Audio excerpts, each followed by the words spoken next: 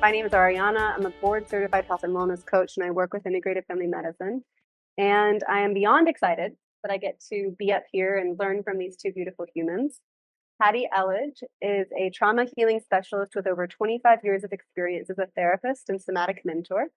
She trained directly under the pioneers in somatic experiencing, serving as faculty for Dr. Diane Poole Heller's attachment training for 9 years before launching her own somatic mentoring program in 2020. She integrates techniques in somatic experiencing, attachment theory, neurobiology, and relational practices to help her clients heal dysregulated patterns and embody their true essence. And the lovely Trisha Renshaw combines expertise in physical therapy and dance, holding a doctorate in physical therapy and a bachelor's, the Wisconsin discount, a bachelor's in science and dance from Skidmore College. As a practicing physical therapist in Western North Carolina, she's certified in neuromuscular and structural body work and dry needling. She balances clinical work with teaching as a professor at Western Carolina University and serving as the assistant artistic director at the Asheville Ballet, bringing a unique perspective that bridges healthcare and artistic expression. So we have about an hour in which we get to dive into some topics, and we have had some conversations leading up to this. But a good place to start for our topic, I wonder, might be what are some common symptoms of stress and trauma that we should watch for? Traumatic reaction are a heightened sense of threat and a heightened sense of orienting to difficulty. So in other words, we may have kind of a baseline of threat and nervous system dysregulation is normal, and we all are exposed to a lot in our given day, and the nervous system is built to go into higher sympathetic and then to be able to return to a baseline. But a traumatic reaction is when you're stuck either on too high, which is threat and terror and rage, or stuck off, which is the parasympathetic, which we now call maybe the dorsal shutdown, which means that all systems are off. On both of those systems, if you're stuck there, and people will call me and say, I am stuck. So that is the true nature of feeling trauma. Trauma is this stuck feeling, and they can't vacillate, or they go from extreme high to extreme low. And when we're doing that, none of our body systems are working good. Our digestion is offline, our heart rhythm and respiratory body systems are off, and of course we are flooded with inflammatory neurochemicals. So we can talk more about that later. I'm curious if everybody here is familiar already with sympathetic nervous system versus parasympathetic nervous system. These are catchphrases that I think if you study this, you can get about it, and it's just like, oh yeah. But would one of you maybe be open to kind of explaining what that means?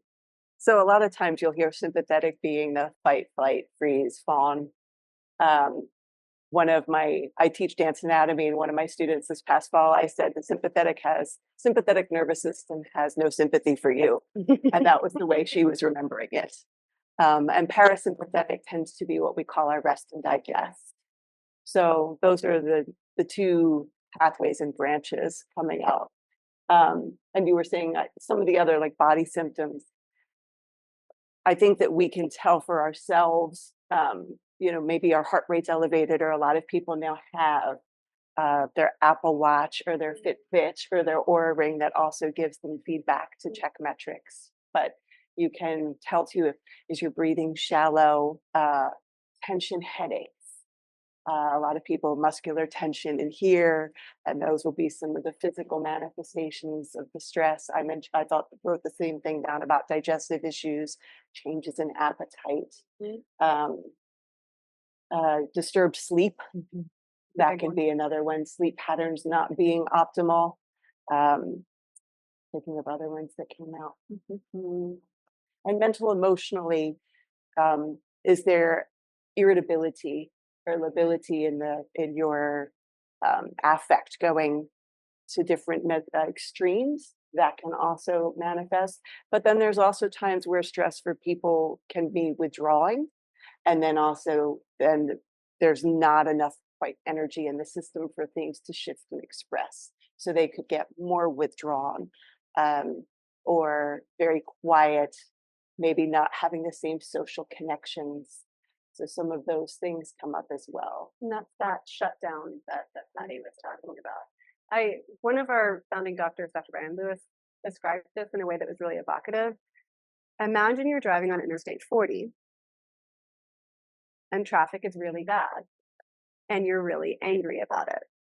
And you're, like swearing perhaps, or you're tense. You're like, how can these people drive this way? Have you ever experienced this? Never. Never. Right. Yeah, me neither. Absolutely. Yeah. And so that's the sympathetic nervous state, right? That's where you're in a situation that your body is interpreting as danger and you're tensing up, that you're angry, you're reacting. Maybe you're starting to drive faster. You're starting to cut between lanes a little bit more. That's sympathetic. And then if you get home and your partner says, oh, why didn't you take out the trash earlier? And you might have a reaction. Again, sympathetic nervous system. Whereas parasympathetic nervous system is you're on Interstate 40, maybe you're playing Enya. And every time somebody does something that you feel like is ridiculous, you're like, oh, yeah, have a good day, honey. Being in that state where there's still stress happening, but somehow it isn't impacting your system, your heart rate isn't going up, and you're able to hold yourself to a sense of calm. That's parasympathetic mode. Mhm. And in that mode, blood flow is going to your digestive tract, and you're more calm, less reactive. Yeah. Yeah. Is there anything else you want to add in terms of the symptoms of stress and trauma? When we realize that we are getting triggered more frequently by our loved ones, by our children, by our partners, by our work associates, when all of a sudden we shoot into rage or terror, because terror also is part of the sympathetic. When you realize we get triggered in that way, that shows us our nervous system has taken a turn and rocked off our best way of regulating. The other term we want to introduce is the idea of nervous system regulation. And the way that we regulate is really through being in safe environments, being with safe people, being able to talk and share with loved ones. All of that is what gets us out of heightened states, unless we have a lot of cumulative trauma, which maybe we'll talk about in a moment. But, the nervous system, one thing I want to say is it's not meant to stick on, tighten, or be off in extreme low dorsal states. The nervous system itself holds the promise and the gift of healing. So we want to remember that the nervous system itself holds everything we need for healing and returning to flow and regulation. It's a really evocative and beautiful way to state that. The concept that the very systems that can make us feel like we're not sleeping at night and we're angry with our kids when we didn't think, like it doesn't make sense, or we're swearing at people on Interstate 40, which is not me, truly. It feels like an easy way to convey this. That same system has the capacity to not be in those states. But the more frequent, the more trauma we might have, or the more often we're in those stress states, our body can kind of get used to being in that state. Yeah. And it can be harder to downregulate, as we say, from that sympathetic, aroused in terms of upset. That's right. So we live in a region that had, the largest natural disaster of geographic proportions. And the impact has been huge on Asheville and Western North Carolina.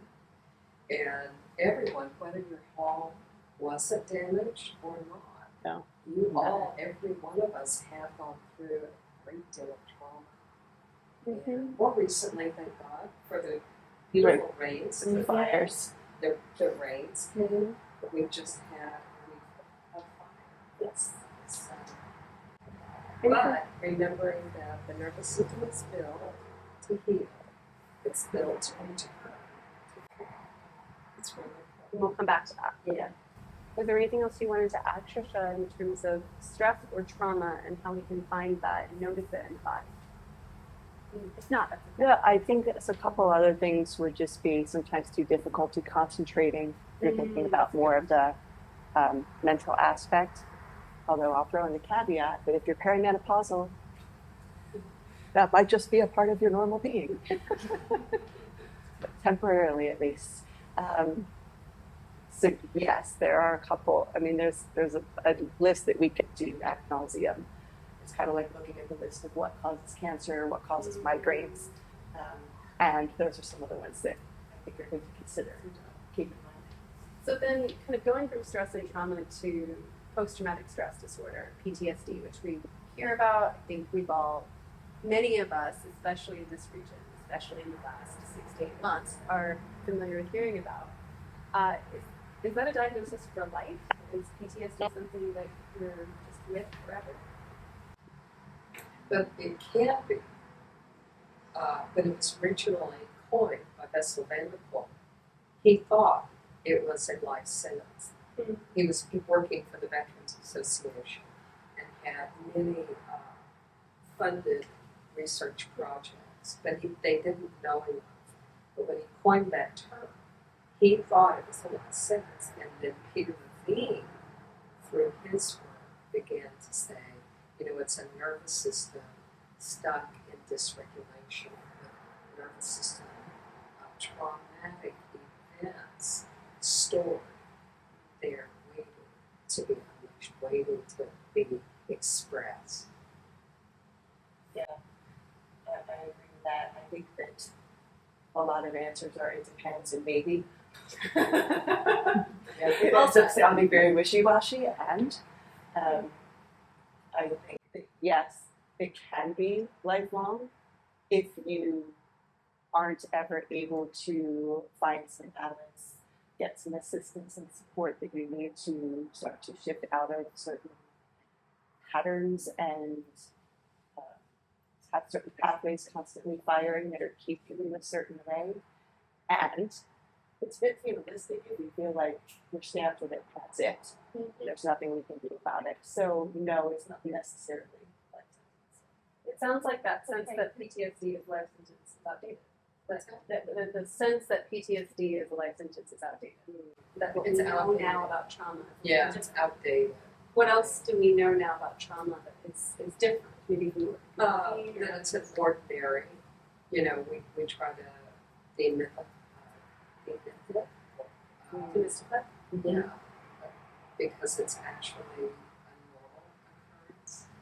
And Peter Levine looked at animals in the wild and kept studying why don't animals in the wild show the same kind of trauma reactions.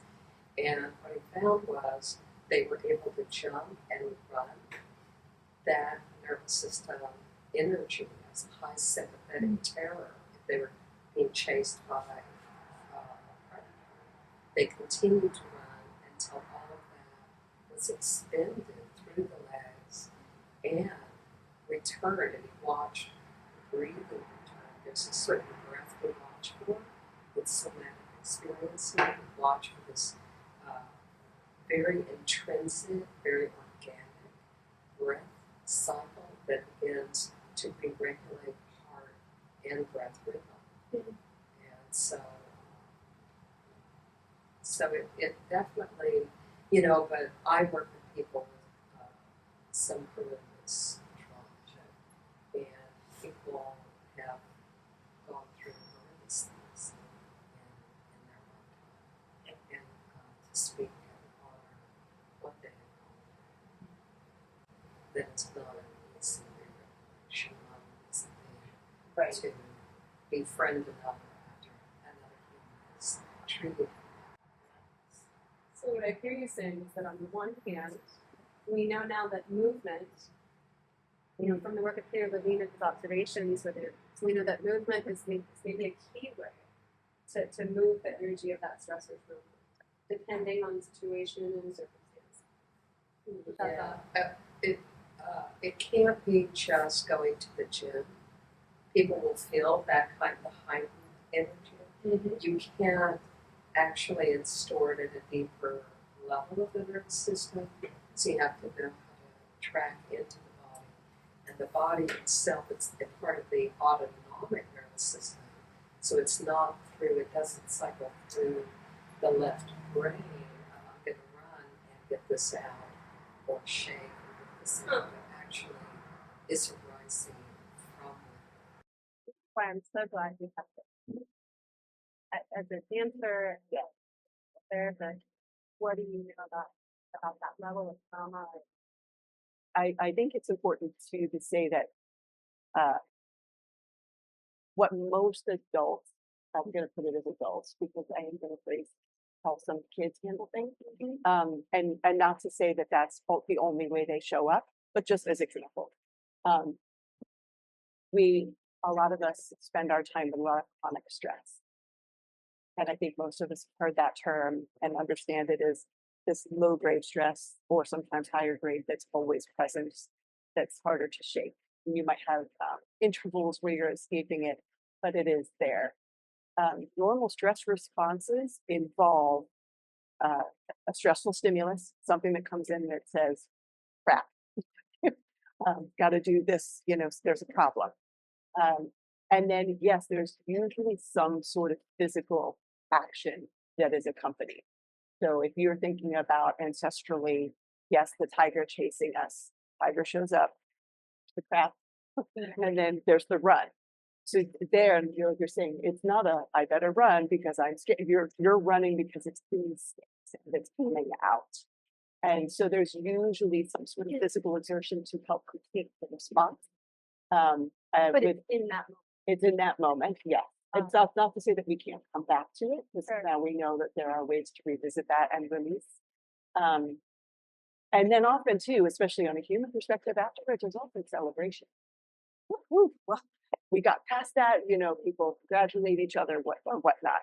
If you think about your chronic stress now, how often does it actually manifest in some sort of physical activity, motion, or something? And then you self-celebrate. Right. How often on Interstate 40 you pull over and run at the top speed of your life and then have a drum circle? Exactly. Never. We never do that. Exactly. And when you look at children, like the ones that will have a temper tantrum and then 5 minutes later they're playing, it's because that energy comes through. They've metabolized it, they've cleared it. And even though it's weird as with the adults, we look at them, they're like, just like a catastrophe a moment ago. What is happening to you? That energy's gone. They're not carrying it anymore. That part's over. Animals are very similar. They have that thing. You see the ducks that will ruffle the feathers. Yeah. You see the shake or whatnot. They're moving that energy instinctively, and then they're not carrying it with them further. And we tend to hoard it. See, this blows my mind. I don't know about for everyone else, but in my mind, I understood that when we had, whether it's a big trauma, a truly terrifically painful experience of some kind of a person treating someone in a certain way, or a disaster that landed on your house and you're wading through, chaos to survive, whether it's that or whether it's Interstate 40, which I would consider generally a smaller trauma. In my head, I thought, well, once I get through to the end of my day, if I can go for a run and I can breathe, I've metabolized that. Well, you just said horror. You mentioned if it was horror, if it's one thing that a car cut you off, or even scraped your side of your car, and it was very frightening. It is true that running home, getting a hug from your partner, your husband, snuggling with your child, ruffling the fur of your dog, all of that is a way of coming back, and we know that safety is key. Yes. To the energy moving. Then if you ran, you would feel better. But you use the term horror. That's different. And the reason it's different is that the autonomic nervous system mobilizes us. I'm sorry to interrupt you. For those who don't know, what is the autonomic nervous system? system. I don't think we didn't define it earlier. Maybe Yeah. Well, it's a part of the nervous system that is way below the actual thinking brain. So we have different layers of the brain, and I don't think our group needs to know that. You know, I think we can even say like the autonomic nervous system controls your heartbeat. You don't have to think about making Yeah. your heartbeat. That part of your brain manages it without you thinking about it. Goodness. But the autonomic Right? nervous system it's mobilizing in real harm, and even in a car cannot. But let's talk about real harm. It mobilizes us to either fight and push and push back, or it mobilizes us to get the hell out of there. So our limbs are getting the juice. We're no longer social. We're no longer tending and befriending. We're in a survival state. In a split second, in true horror, because you brought that term up, the reason it gets stored at a level that's hard to access is if we go into the third option of the nervous system, which is freeze and mobility. And the freeze and mobility is a quick shift out of mobilization into immobility. And that is the place that, as a somatic experiencing practitioner, those states are really what we're accessing by tracking the body. Because the person comes to us and says, I can no longer sleep, or I'm asleep 3 hours, I wake up in terror, and my body's rigid. So their sleep cycle, they're trying to metabolize more significant traumatic energies. And we all know when we've been through something really challenging, or we were raised in a very friendly environment, that's a different level that we're talking about. But I want to express for listeners the importance of recognizing how deep that is stored in the nervous system, in the gut, in the joints. So how do we tune into that? I mean, for both of you, how do you tune into that level and interpret that as a Are you talking about levels of stress? Expand. both and? I think that the original question I have on my little list of questions is how do we tune into and notice the body's stress signals? And so let's start with that. Okay. And then come back to the for when there is horror. Okay. But for So, yes, I think that for some people, and a lot of people might start with, can you drop into the body? Can you take kind of our normal energy that usually is existing predominantly up in the head, and be like, can you feel your feet on the floor? Can you shift your attention to a hand? And notice that even as I'm saying it and you're thinking about it, no one's telling you how to do it. It's innate. You know how to do it. For some people, dropping into the body is not their access system, as that can actually produce more stress. And so then sometimes we invite people to, do you hear birds? You know, do you, is there something that you smell coffee? Do you have something soft that's that's right in your lap that you can like touch? So going into some senses, it's just things to start to shift at least out of kind of that mind state of where everything is really fast and quick and often to yelling for attention, and trying to shift it, if not into the body, then perhaps into your space, your environment. What can you see that's really lovely? So that's, I think, some place to at least begin. And I love that you clarify that the way to do that won't be the same for everyone. Because I when I work with patients and I'm coaching individuals, sometimes I'll hear people say, "Oh, well, I can't do meditation or I can't do mindfulness. It just stresses me out." And that's true for them. And I think it's important to honor and respect that. And say, okay, well, what are the other tools available for tuning into the signals of stress and working with the body to kind of bring it down? And so I'm hearing, what about the surroundings? What about a sensation? Yes. Or something that like knitting or I'm a knitter, so of course I'm going to keep coming back to that. But what is something you can do that does work for you? Anything else you want to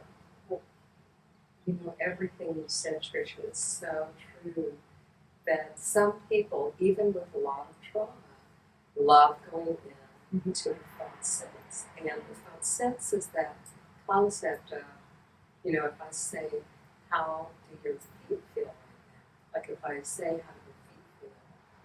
I can feel my feet. They're snapped up in boots right now. They're quite warm. But I can feel the pressure around them. So they feel snug and warm. And I have my legs crossed.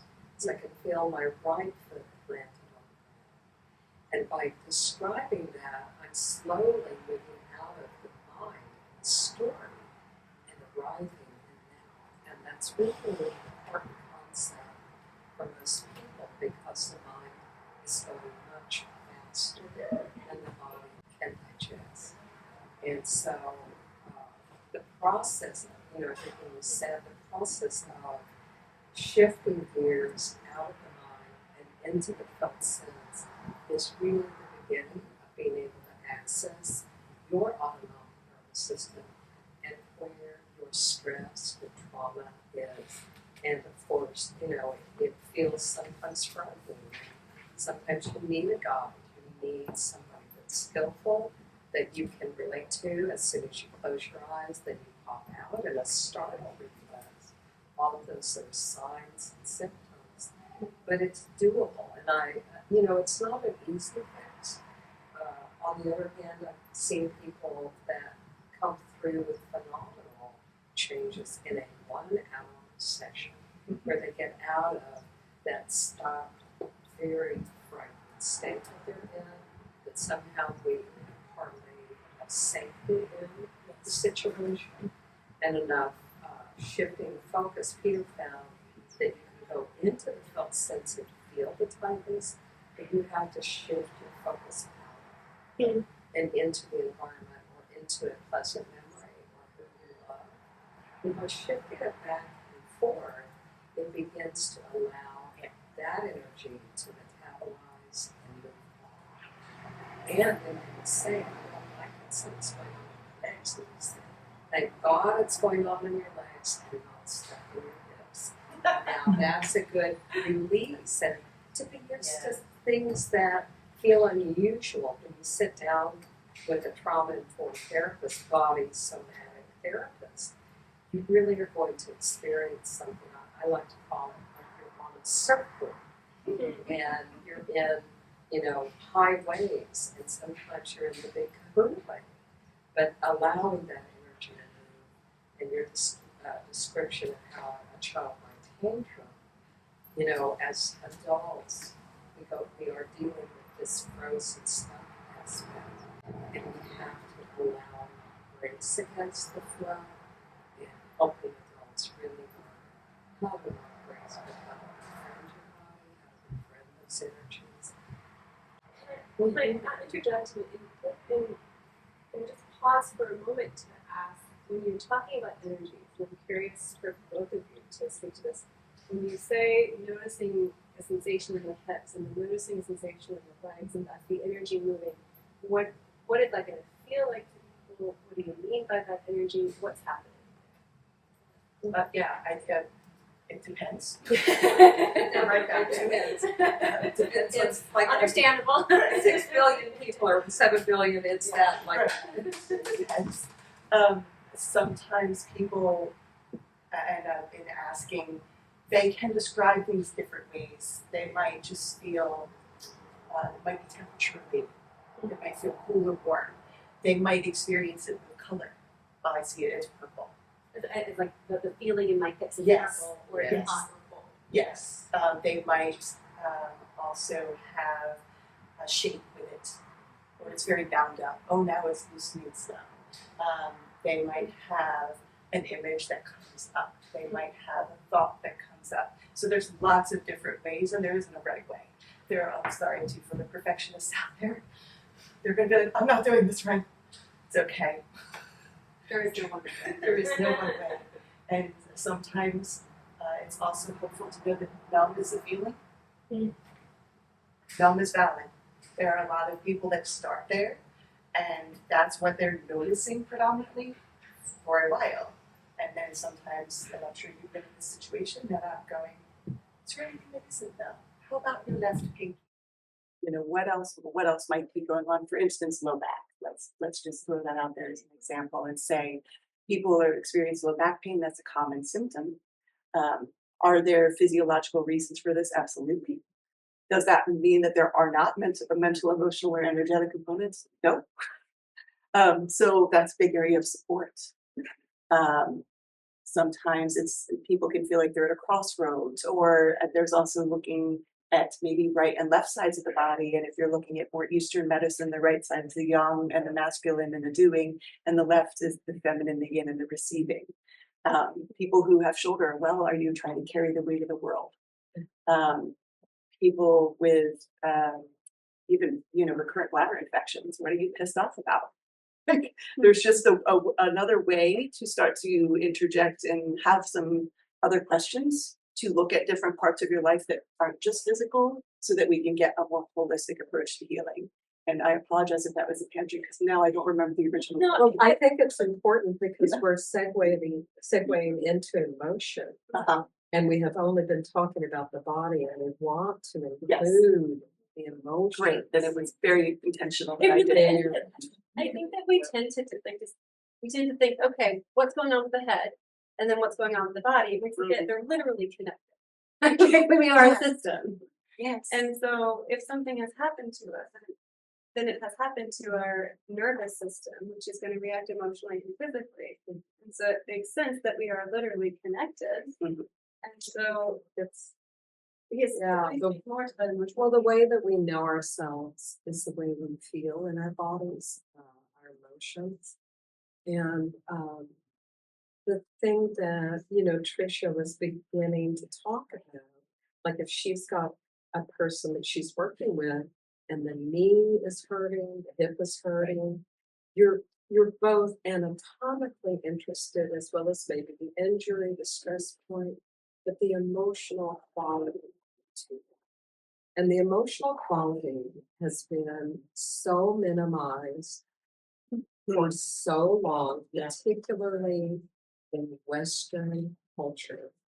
And when we go farther south of the border, we begin seeing that the emotions can, in other parts of the world, emotions are part of reality.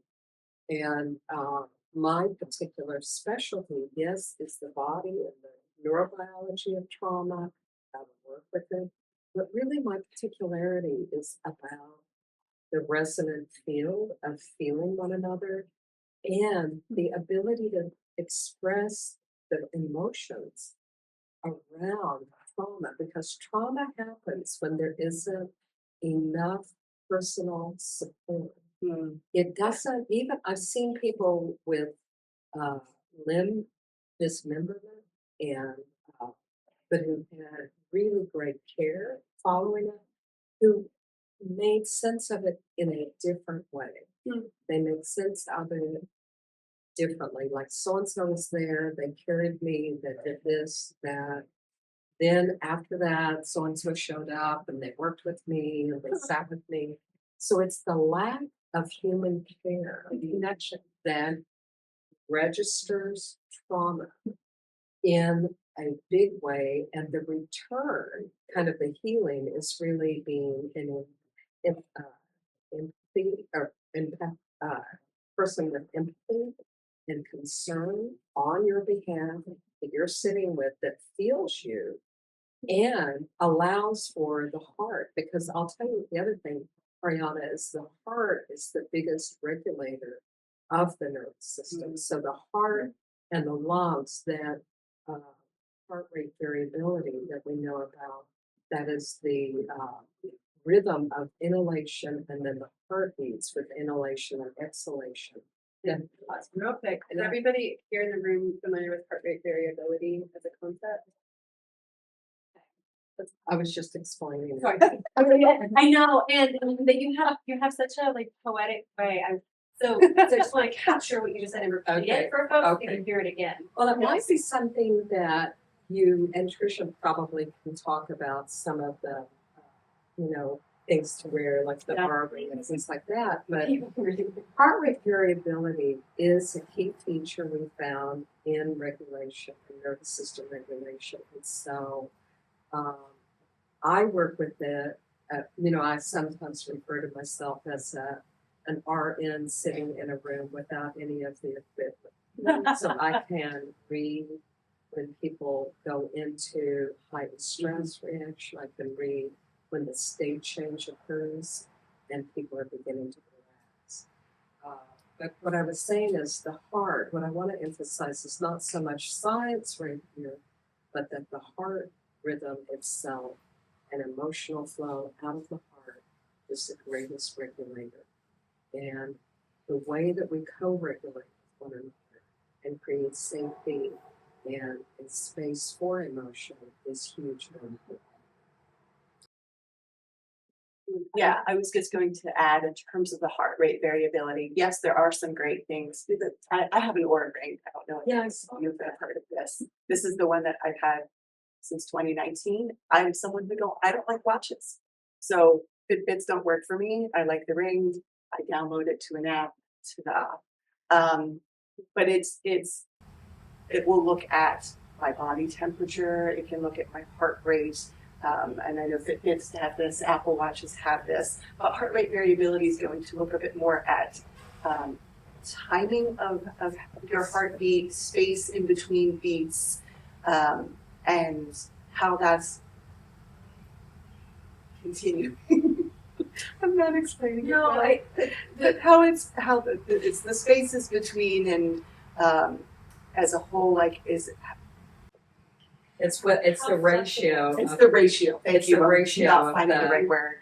heartbeat with inhalation cycle and the heartbeat changing. Yes, with the exhalation. So it slows down. Yes. With exhalation, so it's the increase and decrease in heartbeat. But it's a coherency measure for breath and heart. Yes. And how does that connect to the emotional ratio? Couldn't find it here. Because if we're stuck with emotion, if we're stuck in rage or stress reaction or the shutdown response, we are not having optimum flow, and it's really important.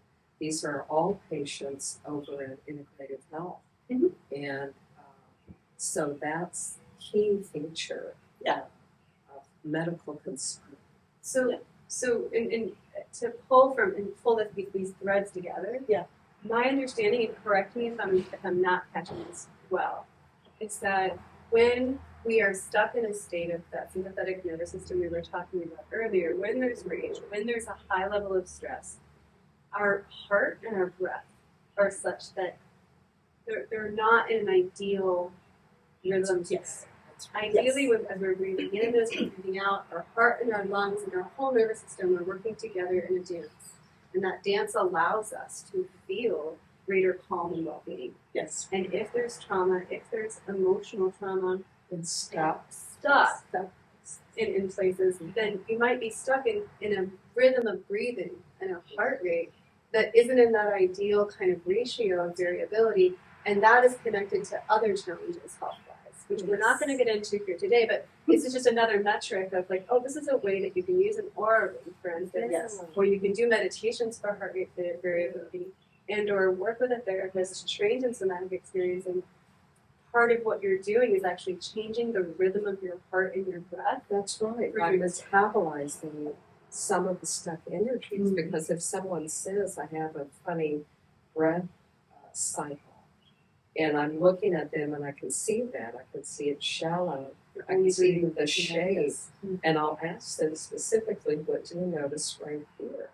And the diaphragm normally, with unmetabolized terror, has gotten very hot, so it's squeezing and limiting the amount of breath that can get into the lungs. But tracking it, I don't want to talk specifically. I mean, I've been doing the work, and it takes a long time to learn to do the work. Yes, we could talk about this for the next 36 hours, couldn't we?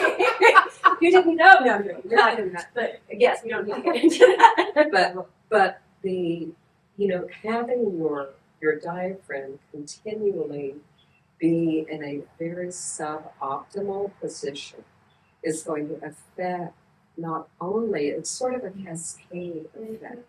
And so the body chemistry is going to have a lot of cortisol, adrenaline, all of that creates inflammation.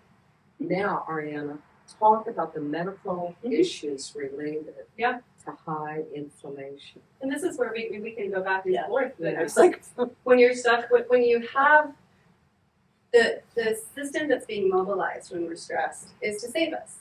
It's to run away from the tiger. Oh, yeah, The tiger is in our phone, or on the interstate, or on the news, or in our memories. Then how do we get away from it, right? And so if we're in that place of stuckness with heart rate up, and we feel that feeling where you think you can't catch your breath because you're so stressed. I know what that's like inside. To be stuck in that, your heart rate's higher, your blood pressure is higher, your blood sugar is higher, cortisol levels are higher. Yep. And the And short all term, the that's good. diseases. And that- so we're getting to that. So Okay, short okay. term, that's great. Short term, you And no, it's perfect. And long term, it's an erosion of our Absolutely. immune system function goes down. Yep. Yeah. We're more likely to develop diabetes, blood pressure, heart disease. Yep. I was just saying the same things, Yeah. high blood pressure, heart disease. Obviously, then what Patty was saying too, if the diaphragm is domed, it flattens as we breathe in because that's giving our lungs room. That's the space for our lungs need to expand. And so if it's stuck here, if there are women in the room, been pregnant, Yeah. how much room at the end did you have to breathe I just didn't breathe. or eat? That's why you ate 4 bites and then like an hour later ate 4 bites and then, because there's not room. It's the same idea, but now there's not a human there. There's just the shape and the placement of your diaphragm that aren't really optimal and allowing you to breathe in, have oxygen, circulate. There's that you can impact balance between O2 and CO2. So can you Yes. take us straight, because you're already there to Go. a degree, with tools and techniques that help us, right? To lead healthier lives and Yeah. to be able to release this stress and Yeah. trauma. Oh, I've got a list. Let's I'll talk about I'll the start list. with that. Yeah, the tools. I'm also going to say, because we've talked some about the biometrics, if you don't have it, fine. I think for a lot of us, we hopefully at least have an awareness of what we feel like when we're stressed and what it feels like to let go of that, be able to relax a little. So even if you don't have something looking at you saying, oh, your HRV's better now, like you do have ways hopefully to tap into that and be like, okay, so go based on how you feel. Part 1. Tell me again questions. What are we talking Tools about? and techniques, Tools and techniques, for yes. leading healthy lives and for releasing the stress. Oh goodness, there's so many. So many. There's so many. I'll start with some. I'll start with some physical ones since I am a PT. So we talked about diaphragm. Sometimes I'm working on people along here or along the rib cage to allow them to be able to take a deep breath, and then giving maybe some activities or things that they could do at home to help with that. That goes into breath work, or sometimes I like to call it breath play, so it doesn't sound like work. So breath play. And there's certainly avenues that you can go with there. Some people really love especially if we're noticing areas in the body where something can feel stuck or tight, and maybe we're knowing there's a mental emotional component and also wanting to address the physical, then yes, maybe there is some foam rolling, some ball work, some massage, some stretching that can help open up those channels a little bit better for things to move through. There's even just, for some of you might like grounding, where you're going outside and putting your feet in the grass. For some people, I mean, if we're talking again just about techniques to start to feel better, walks in nature, gardening, putting your hands in the soil so that you've got contact with the earth. For some people, it might be having conversations with loved ones and connecting on a heart level. And for some that are more introverted, it might be, oh my Lord, I need a moment to myself, and taking some of that. So there are moments and elements of self-care that certainly come up, and that can look a variety of ways. So I'll take a pause and you can go ahead. Beautiful. Yeah. I want to introduce a couple of colleagues' Instagram accounts. And the reason I do is both of these individuals teach in different ways. One is Jake White Healing. You can find it there on Instagram. Jake is very soft-spoken. He's very slow, which is important for the nervous system. But he teaches, and he posts regularly. He teaches about emotions. He teaches about neurobiology. He normalizes survival responses. And even in the videos, he'll have you press into the wall with him to engage very slowly a fight reaction, and then teaching you how to track that. So I love Jake's Instagram account. It is so healing, and it's good for particularly people who are caught in a trauma vortex, in their lives. It's really, really resourceful for them. And we'll put links to this in the YouTube post. Yeah. So the recording of this talk is being broadcast to our YouTube channel. And so that'll go up on our website as well later. But I'll put the links to these resources. So Jake Beautiful. White Healing. And then you said another colleague you mentioned? Yeah, there's another colleague, and he's a nutritionist and a somatic experiencing practitioner, Luis Mojica. And Luis has, let me think, what it is, Navigating Life. Do you remember that? I know you're talking about that. I don't. Maybe look it up if you have a phone. Sure. But we'll Thank you. post it. It's Luis Mojica, and Luis is very different from Jake. But they're both good teachers. They're both somatic experiencing, and you will learn so much about what we're talking about. We're only like 60 minutes is nothing. No. Like, That's but when you need to learn more about the nervous system and need that explanation in a slow and gentle way, Luis is very entertaining. Also, he has a real skill set in looking at masculinity, looking at Holistic racism. life navigation. Holistic Life Navigation Yeah, is Luis, and you said his last name? and we'll get that. We will. Yeah. So Luis has a way of looking at things from a wider perspective, and it is incredibly healthy and really good. He also, like I say, is a nutritionist, so he talks a lot about the use of food and the substances that we might be using that are counterproductive. Yeah. In our medical world, our doctor might say you need to really lower your sweets or your alcohol consumption. And people are saying, my God, okay, I'll do that. And then getting home and chug for wine because they're self-medicating, because they have a lot of symptoms. And so in that way, I bring a lot of compassion. But we want to learn what kind of foods might help us, what kind of foods might trigger. And Luis's work is profound. Oh, that's wonderful. Thank you. Yeah, those are the two things I would say for taking. Can I add a couple? Please add more. Any other resources? Yes. Okay. I'm like, are you I'm I'm scared you gonna ask. look at my list. Meditation for those that it might be good for, and realize that doesn't always have to be sitting. It could be walking meditations. There are different ways to do things, and I'm sure there are 1,000,001 references on YouTube, places where you can find things that work for you.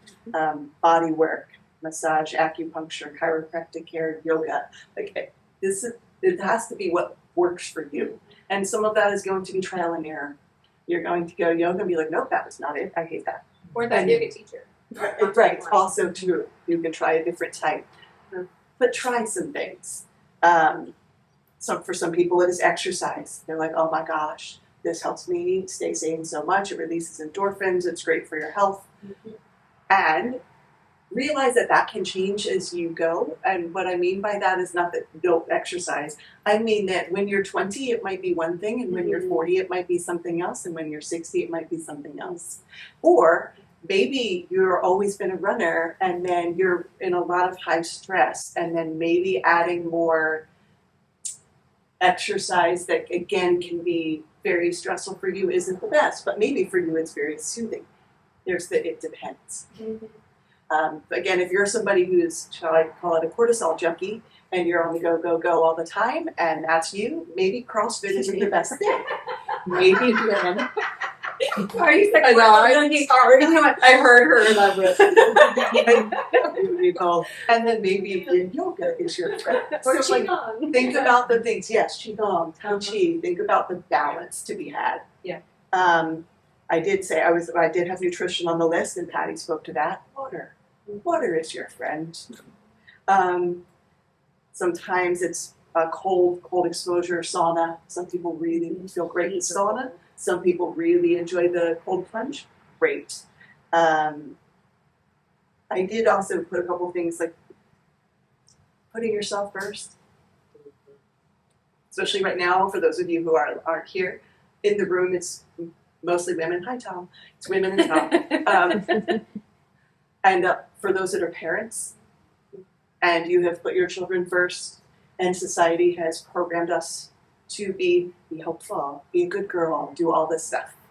Sometimes putting yourself first is very helpful so that you have a full cup that you can then pour from. So I would keep that in mind. Having some boundaries, knowing when to say no. I was gonna highlight that, Mm-hmm. that I don't know how many, I feel like thousands of women that I've taught how to say no. Mm-hmm. Because if you override your no, you have an immediate cascade of inflammatory chemicals, blood chemistry. And I'm just over like, yeah. okay, now can we have a class on how to say no? Yes. I would like to take that class with you. But Yes. yeah, no is so important for Saying all no. all of us, men and Yes. Which I think part of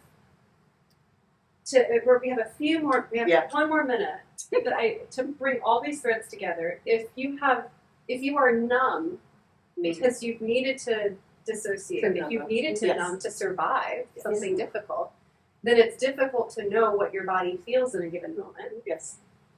Befriending the body is a process we can't always do alone. We need safety, we need support, we need connection. There's so many tools you just shared.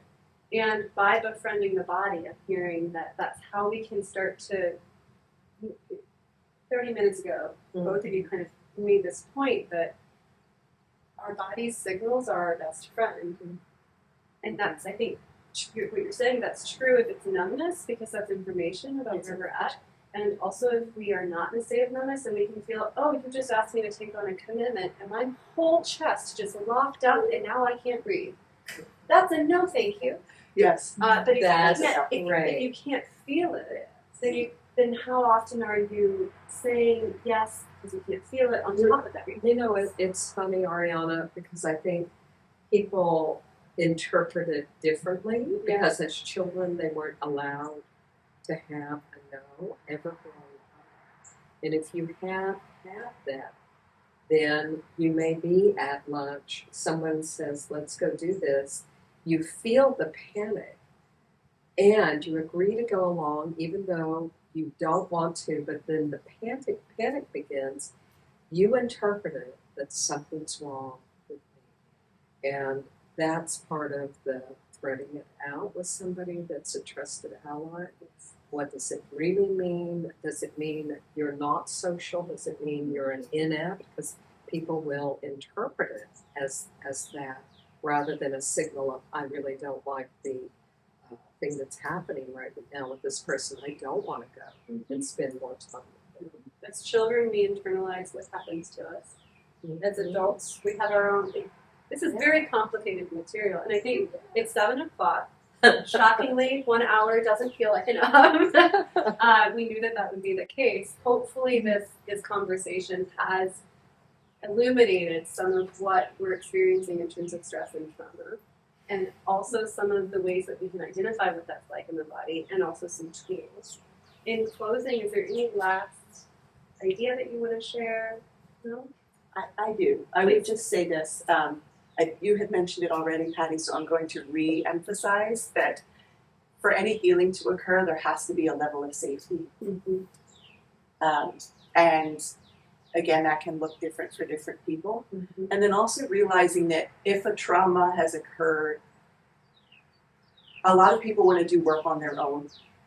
And I'm not even saying that you have to go therapy, and you're not going to heal. You have to heal the trauma on the level it occurred, meaning that if it occurred with another person, you can't heal it on your own.